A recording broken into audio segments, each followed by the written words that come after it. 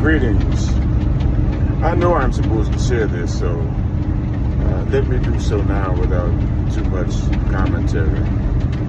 Every time I come out this way, and I am in on the I-80 in Utah,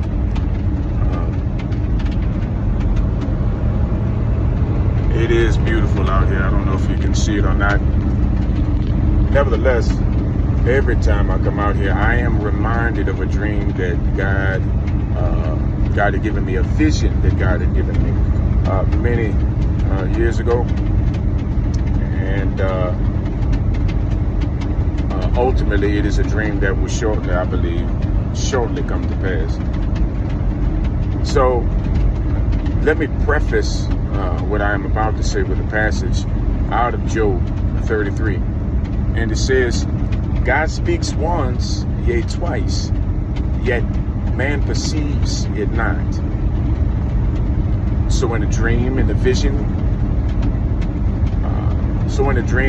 of the night, when deep sleep falls upon men and slumberings upon their beds, then he opens the ears of men and seals their instructions, that he may withdraw man from his purpose and hide pride from man.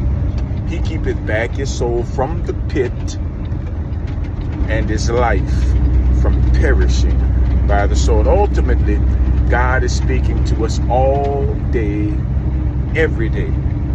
It is simply because of the blindness of our eyes that we cannot see the things that God is doing, and the dullness of our hearts and our minds, so that we cannot hear, neither can we perceive the voice of God or the things that God desires to do in the future. And so ultimately he does it to withdraw man from his purpose and to hide pride from men, because each and every one of our pursuits, they are empowered by pride.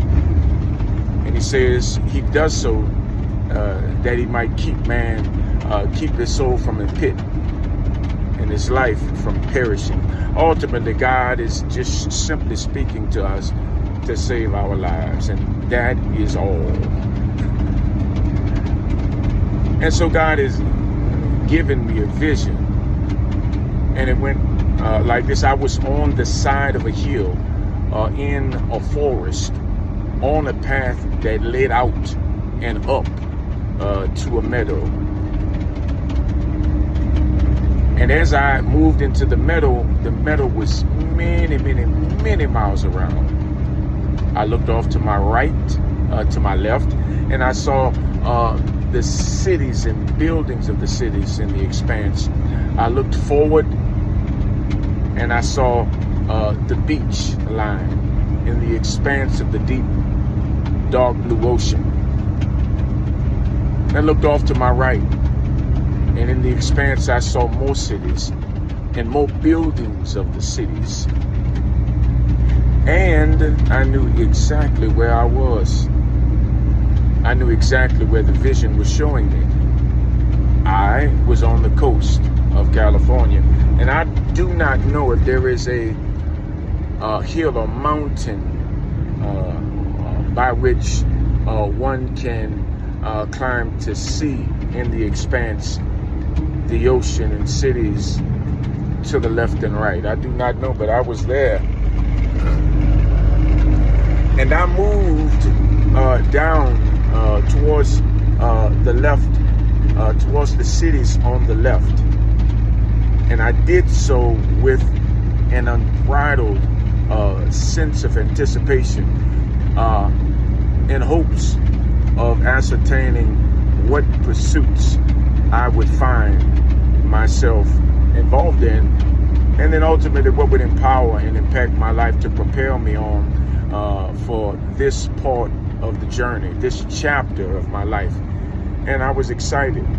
I was excited about what the future held for me. And as I moved towards the cities on my left, I don't know why I glanced to my right. Perhaps it was because of the sound of the water But as I looked to my right, I saw the ocean roll back many, many miles back, and then it shot straight up. And I knew what I was looking at was a tidal wave. Now, mind you, I'm on the side of a mountain, and by by a much larger distance, I was able to look down upon the tallest buildings in the cities on the coast of California, to my left and right. Yet, when I looked at the tidal wave, all I could do was look straight up. And this is the part, the overwhelming part, where I desire for many of us to ponder and consider it deeply and prayerfully. As I turned in panic, it was not so much of the surprise in seeing a tidal wave for the first time in my life, and ultimately knowing that it was being held in place to ultimately destroy California. But it was more so a feeling of the pain of regret of having waited so late to drop all of my pursuits in exchange for the pursuits of the Lord. Good day and God bless.